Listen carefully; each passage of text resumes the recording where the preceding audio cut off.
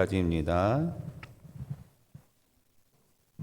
내 영혼이 살기에 곤비하니 내 불평을 토로하고 내 마음이 괴로운 대로 말하리라. 내가 하나님께 아뢰오리니 나를 정죄하지 마시옵고 무슨 까닭으로 나와 더불어 변론하시는지 내게 알게 하옵소서. 주께서 주의 손으로 지으신 것을 학대하시며 멸하시고 악인의 꾀에 빛을 비추시기를 선히 여기시나이까. 주께도 육신의 눈이 있나이까? 주께서 사람처럼 보시나이까? 주의 날이 어찌 사람의 날과 같으며 주의 해가 어찌 인생의 해와 같기로. 나의 허물을 찾으시며 나의 죄를 들추어 내시나이까? 주께서는 내가 악하지 않은 줄 아시나이다. 주의 손에서 나를 벗어나게 할 자도 없나이다. 주의 손으로 나를 빚으셨으며 만드셨는데 이제 나를 멸하시나이다. 기억하옵소서. 주께서 내 몸을 지으시기를 흙을 뭉치듯 하셨거늘 다시 나를 티끌로 돌려 보내려 하시나이까. 주께서 나를 적과 같이 쏟으셨으며 엉긴 저처럼 엉기게 하지 아니하셨나이까? 피부와 살을 내게 입히시며 뼈와 힘줄로 나를 엮으시고 생명과 은혜를 내게 주시고 나를 보살피심으로 내 영을 지키셨나이다. 그러한데 주께서 이것들을 마음에 품으셨나이다. 이 뜻이 주께 있는 줄 내가 아나이다. 내가 범죄하면 주께서 나를 죄인으로 인정하시고 내 죄악을 사하지 아니하시나이다. 내가 악하면 화가 있는 것이오며 내가 의로울지라도 머리를 들지 못하는 것은 내 속에 부끄러움이 가득하고 내 환난을 내 눈에 보이기 때문이이다. 내가 머리를 높이 들면 주께서 젊은 사자처럼 나를 사냥하시며 내게 주의 놀라움을 다시 나타내시나이다. 주께서 자주자주 증거하는 자를 바꾸어 나를 치시며 나를 향하여 진노를 더하시니 군대가 번갈아서 치는 것 같으니이다. 주께서 나를 태에서 나오게 하셨음은 어찌함이니까? 그렇지 아니하셨더라면 내가 기운이 끊어져 아무 눈에도 보이지 아니하였을 것이라. 있어도 없던 것 같이 되어서 태어나 바로 무덤으로 옮겨졌으리이다. 내 날은 적지 아니하니까 그런즉 그치시고 나를 버려두사 잠시나마 평안하게 하시되 내가 돌아오지 못할 땅 곧 어둡고 죽음의 그늘진 땅으로 가기 전에 그리하옵소서. 땅은 어두워서 흑암 같고 죽음의 그늘이 져서 아무 구별이 없고 광명도 흑암 같으니이다. 아멘. 오늘도 이 새벽에 나와 주님 앞에 기도하며 나아가시는 우리 초청의 모든 성도들 가운데 하나님의 은혜가 흘러넘치고 사랑이 가득하시기를 예수님의 이름으로 축복합니다. 우리는 이 땅 가운데 살아가면서 수많은 고통을 겪게 됩니다. 그리고 욥기를 묵상하면서 우리는 그 고통에 대해서 생각할 수밖에 없습니다. 그래서 우리가 그 고통에 대해서 생각해 보면 우리가 겪는 고통은 상대방이 주는 것으로 생각합니다. 그런데 고통은 상대방이 나에게 고통을 주었을 때에 내가 어떠한 형태로 받아들이냐, 어떠한 태도를 가지고 있느냐에 따라 달려 있습니다. 같은 고통이 와도 받아들이는 사람에 따라 그 고통이 다르기 때문입니다.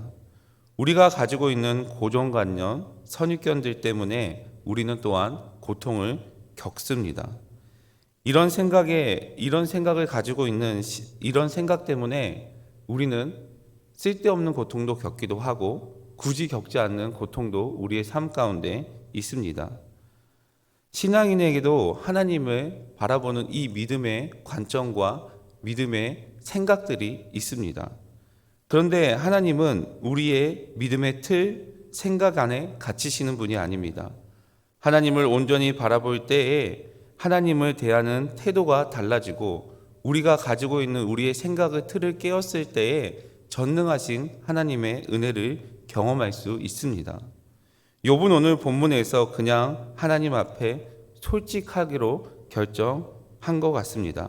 하나님 앞에 감출 것 하나 없이 하나님께 자신의 마음의 모든 상황, 자신이 하고 싶은 모든 말을 마치 기도하듯 하나님께 아뢰고 있습니다. 오늘 본문 1절부터 3절에는 욥은 내 마음이 괴로운 대로 다 말하고 있습니다. 내가 지금 하고 싶은 말, 내가 지금 하고 싶은 말이 있는데 그것을 다 하겠다라는 게 욥의 마음이고 그 마음대로 하나님 앞에 말합니다. 욥이 말하는 것은 지금 지칠 대로 지쳐 있으니 내 불평을 다 하나님께 말하고 하나님이 들어주기를 원하고 있습니다. 2절 3절에 하나님께서 손으로 지으셨는데 주님께서 지으신 피조물인 자신을 왜 이렇게 힘들게 하십니까? 라고 욥이 하나님 앞에 말합니다. 그리고 악인들이 잘 되는 것이 무슨 유익이 있으며, 그리고 욥이 이렇게 고난 가운데 있고 악인이 잘 사는 것이 하나님의 뜻이 맞는지 말합니다. 하나님께서 욥에게 고난을 허락하셨더니 욥이 고난 가운데 자기가 가지고 있는 생각의 틀을 조금씩 깨기 시작하는 부분입니다. 하나님을 내 생각 속에 집어넣어 놓는 것이 대부분 신앙인의 모습입니다. 욥뿐만 아니라 욥의 친구들도 이러한 하나님을 자신의 신앙의 틀 안에 집어넣어 놓았습니다. 그게 바로 욥과 욥의 친구들이 가지고 있는 신앙의 틀이 바로 인과론입니다. 지금 고난이 받은 것이 다 죄 때문이다. 무슨 잘못을 했기 때문에 고난이 주어진 것이다라고 이렇게 인과론을 가지고 있습니다. 신앙의 고정관념의 틀은 내 행동이 어떠한 화를 불러왔고 내가 어떤 행위 때문에 복을 받았고 또 어떤 행위 때문에 화가 주어졌다라는 이 틀에 갇혀 있는 것입니다. 그래서 선을 행하면 더 많은 복을 받게 되는 거고 죄를 지으면 화가 닥칠 것이다라고 이렇게 생각하는 것이 우리가 가지고 있는 신앙의 틀입니다. 그런데 이유 없는 고난은 우리의 신앙의 틀을 깨게 합니다. 생각하지 못한 고난을 겪으면서 한 번쯤 하나님 어떻게 나에게 이렇게 고통을 주실 수 있습니까? 라고 하면서 기도한 적이 있지는 않으십니까? 그런데 그 고난을 통해서 우리는 하나님의 진정한 계획과 뜻을 묵상할 수 있습니다. 그리고 오늘 본문 4절 7절에 하나님께서 왜 나 같은 인간의 허물을 찾고 죄를 들춰내려고 하시는지 하나님께 묻고 있습니다. 하나님께서 내 중심을 보고 계시고 내가 악하지 않는 것을 알고 있지 않습니까? 라고 욥은 탄식하고 있습니다. 욥이 탄원하고 있는 내용이 보면 욥이 정말로 인과론의 신앙을 가지고 있다는 것을 우리는 알 수 있습니다. 내가 잘못이 없으니까 내가 복을 받아야 당연한 거 아닙니까? 그런데 왜 제가 화를 당해야 합니까? 그리고 욥의 친구들도 욥이 무슨 죄가 있으니까 이러한 고난을 겪고 죄가 없으면 이러한 고난을 겪을 리 없지 않습니까? 라고 하는 이런 상황입니다. 이러한 욥과 친구들의 마음의 상태, 이러한 것을 바라보면 이 욥과 욥의 친구들이 그 신앙관에 인과론이 완전히 자리 잡혀 있다는 것을 우리는 오늘 본문을 통해 알 수 있습니다. 이러한 그 생각의 틀이 갇혀 있다면, 생각의 틀을 가지고 있다면 우리 역시 신앙생활 하는데 어려움을 겪을 수밖에 없습니다. 신앙뿐만 아니라 사람을 대할 때도 마찬가지입니다. 우리는 어떠한 관점, 어떠한 생각을 가지고 그 사람을 판단해 버리는 경우도 없지 않습니다. 상대방을 보는데 틀을 가지고 보면 인간관계에도 힘들어질 수밖에 없습니다. 부모와 자녀의 대화가 왜 힘듭니까? 부모와 자녀의 사이가 왜 힘들 수밖에 없습니까? 그것은 각자 가지고 있는 틀이 있기 때문입니다. 자기가 가지고 있는 그 틀을 가지고 자녀들을 바라보면 그 자녀가 이해되지 않고, 자녀들은 자신이 가지고 있는 틀을 가지고 부모님을 바라보면 부모님이 이해되지 않고 서로의 관계가 힘들어질 수밖에 없습니다.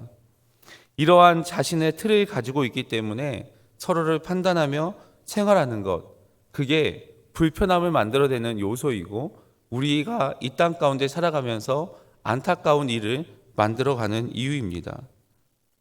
그렇다면 누가 우리를 가장 힘들게 합니까? 여러분, 우리가 살아가면서 어떠한 것 때문에 가장 힘듭니까? 힘든 이유는 바로 우리가 가지고 있는 생각 때문에 우리를 힘들게 합니다. 인간이 가지고 있는 지극히 어리석은 생각 때문에 힘든 것이죠. 사랑하는 성도 여러분, 우리는 누구의 형상대로 만들어졌습니까? 하나님의 형상대로 지어지고 만들어졌습니다.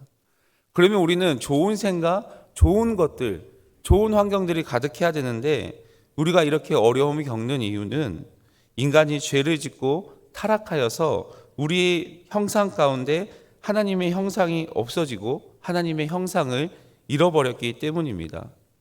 그렇기 때문에 여러분, 염려하지 마시고 하나님의 형상을 회복하시길 바랍니다.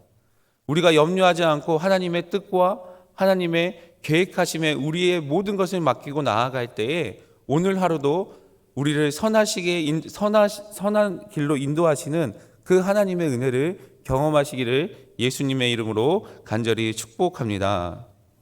8절부터 12절은 욥이 자신의 출생부터 지금까지 하나님께서 자신을 빚으시고 자신을 인도하는 것을 잘 알고 있다라고 말합니다.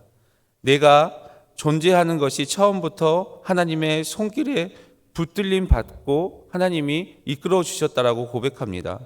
그런데 13절에 보면 그러한데 주께서 이것들을 마음에 품으셨나이까 이 뜻이 주께 있는 줄 내가 아나이다라고 이렇게 말합니다. 욥이 하나님이 처음부터 나를 빚으셨는데 이렇게 고난을 하나님께서 계획하셨군요 라는 이런 말입니다. 나를 이렇게 내가 이렇게 힘든 고난에 있는 것을 보면 하나님께서 내가 지으신 줄을 알고 있는데 내가 태어나서 지금껏 이렇게 살아가는 과정 가운데 하나님께서 모든 은혜를 주신 걸 알고 있는데 나에게 고난을 주는 것이 원래 하나님의 계획에 있었고 이 고난이 하나님의 뜻이군요 라고 이렇게 욥이 말하고 있는 것입니다. 그리고 오늘 본문 14절 15절 말씀인데요, 우리 다 같이 읽어보도록 하겠습니다. 시작. 내가 범죄하면 주께서 나를 죄인으로 인정하시고 내 죄악을 사하지 아니하시나이다. 내가 악하면 화가 있을 것이오며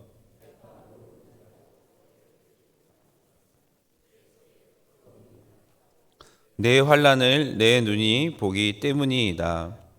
아멘. 죄를 지으면 죄를 용서하지 않으시고 내가 악하면 지금 내가 겪은 고난을 인정하고 받아들이겠는데 내가 죄를 짓지 않았는데 이런 고난 가운데 있는 이유가 무엇이냐고 하나님 앞에 묻습니다. 내가 지금 죄를 지어서 고난 가운데 있으면 이해를 하겠는데 하나님, 내가 지은 죄가 하나도 없는데 왜 이러한 고난을 겪고 있습니까? 이러한 고난 때문에, 고난 가운데 있기 때문에 주변에 있는 사람들이 나를 이렇게 죄를 지었다라고 쳐다보고 있는 것 아닙니까? 그리고 주변에 있는 사람들이 하나님 앞에 은밀한 죄 때문에 너가 이렇게 고난을 겪고 있지 않냐? 라는 이렇게 말하고 있는 이런 상태입니다. 그래서 내가 부끄럽습니다 라고 이렇게 하나님 앞에 하소연합니다. 사랑하는 성도 여러분, 우리는 하나님의 자녀이고 하나님은 우리의 아버지여서 그냥 기쁘고 행복한 것입니다. 혹시 내가 잘하니까 하나님께서 복을 주고 내가 못하니까 하나님께서 우리에게 고난을 주는 것은 절대 아닙니다. 이러한 인과론의 틀을 깨시길 바랍니다. 하나님께서는 지금도 우리를 선하게 인도하고 계십니다. 그렇기 때문에 하나님을 온전히 의지하며 하나님께서 오늘 하루도 우리와 함께 하시고 선한 길로 인도하신다는 것을 믿고 오늘 하루도 하나님의 말씀에 붙들림을 받는 삶을 살아가시길 바랍니다. 16절과 17절에 보니까 이제 욥이 자신의 마음 가운데 있는 말, 자신이 생각하고 있던 모든 말을 하나님 앞에 쏟아놓기 시작합니다. 하나님, 어떻게 고난을 주시는데 군대가 돌아가면서 치는 것 같이 고난을 주십니까? 그리고 이전에 3장에서 말했지만 차라리 태어나지 않았으면 좋았을 건데 라고 하면서 이렇게 주님 앞에 이야기를 합니다. 이런 이야기를 듣고 있는 욥의 친구들의 모습을 보면 어쩌면 욥이 정말 신앙이 하나도 없구나, 어떻게 하나님 앞에 이렇게 말하지? 라고 생각할지도 모릅니다. 그런데 여러분, 중요한 것은 욥이 이렇게 하나님 앞에 탄원하고 하소연할 수 있는 것은 바로 하나님 안에 있었고 하나님 믿음 안에 있었기 때문입니다. 우리는 상관이 없으면 아무 말도 하지 않습니다. 만약 욥이 하나님을 인지하지 못하고 하나님을 온전히 바라보지 않았다면 이러한 하소연조차 하지 않았을 것입니다. 그런데 욥이 하나님 앞에 이렇게 말하는 것, 자신의 자녀의 문제를 하나님 앞에 묻는 모습, 그리고 자신의 모든 상황을 지금 하나님 앞에 모든 마음을 쏟아내는 모습이 바로 어쩌면 진짜 아버지와 아들의 모습이 아닐까 생각하게 됩니다. 그리고 욥은 20절과 22절에 욥이 이러한 현실을 인정하고 이제 죽기 전에 잠시나마 평안하게 살 수 있기를 소망하며 하나님 앞에 소망하는 내용입니다. 오늘 본문 20절 말씀 다 같이 읽어보도록 하겠습니다. 시작.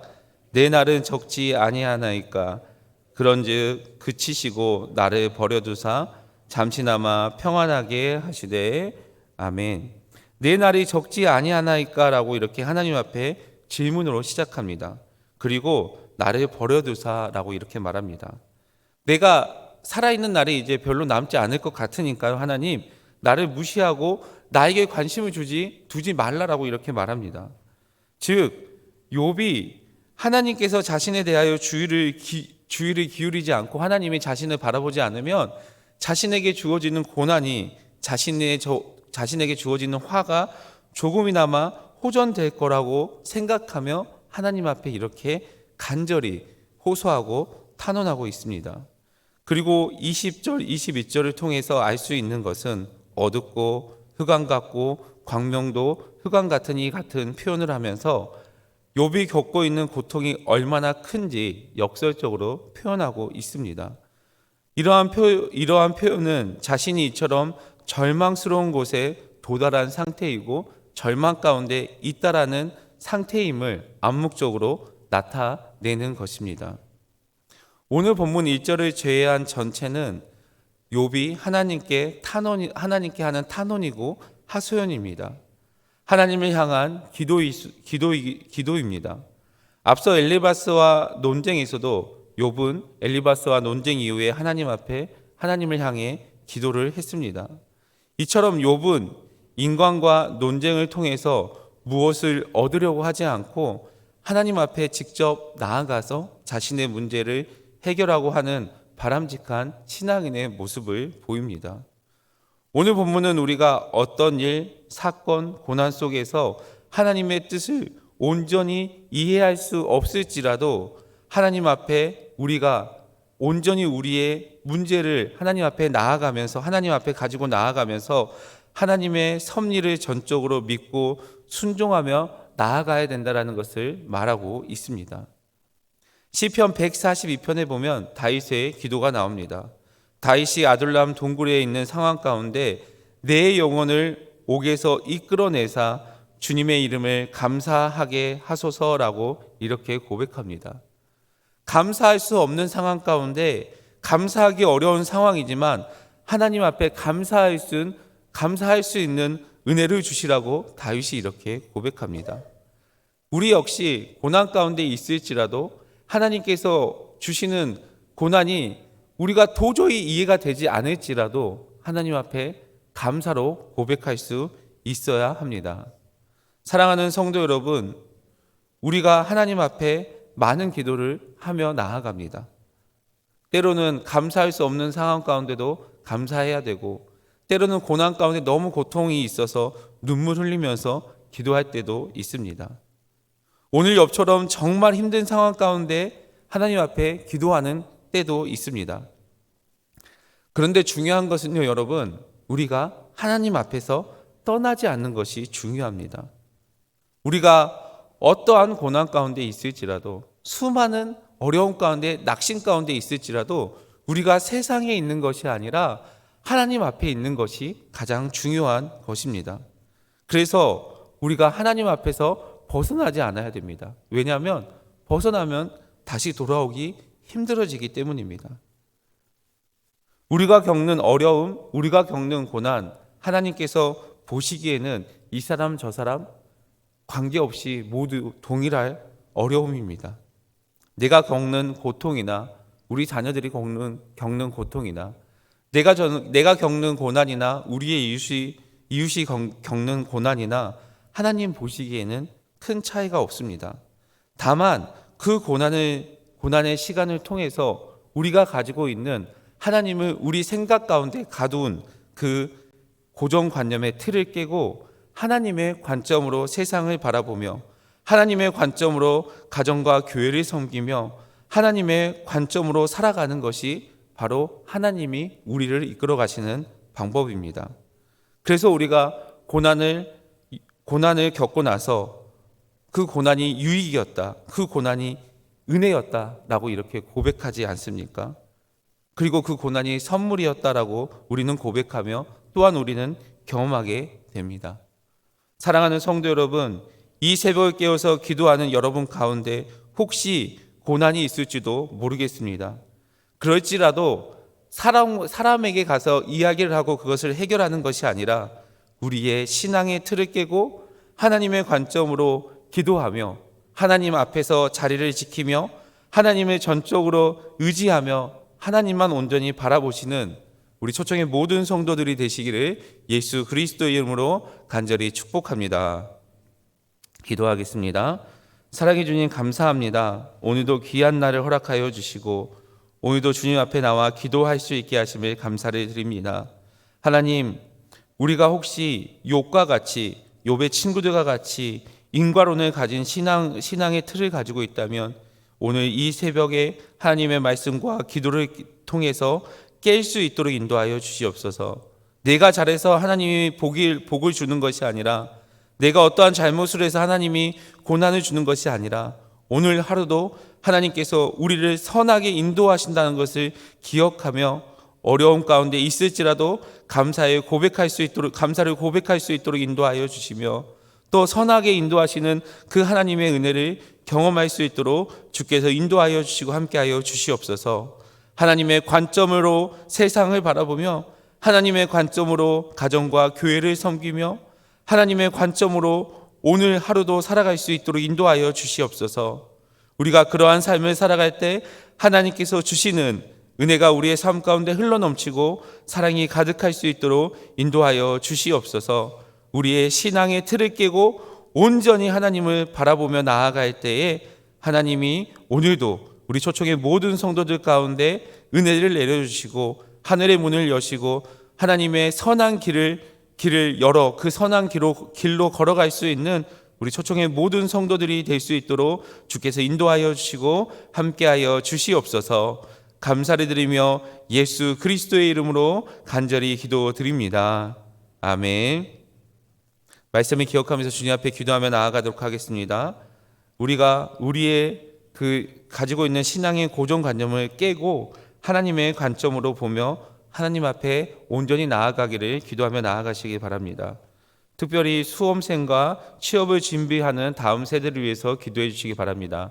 이번 주 목요일이 수학 능력 시험인데 지금껏 열심히 달려왔고 또 열심히 우리 자녀들이 공부했으니 하나님께서 선한 길로 인도해 달라고 기도해 주시길 바랍니다. 이번 주일 추수감사 주일인데 예배가 담대된 우리의 이웃 가족을 위해서 기도하고 교회를 이끌어 가시는 담임 목사님 가운데 영육간의 강건함 허락하여 주시고 우리가 주시는 그 하나님의 사명을 잘 감당할 수 있게 해달라고, 그리고 각자의 기도 제목을 가지고 이 시간 주여 한번 보여주시고 주님 앞에 간절히 기도하며 나아가도록 하겠습니다. 주여.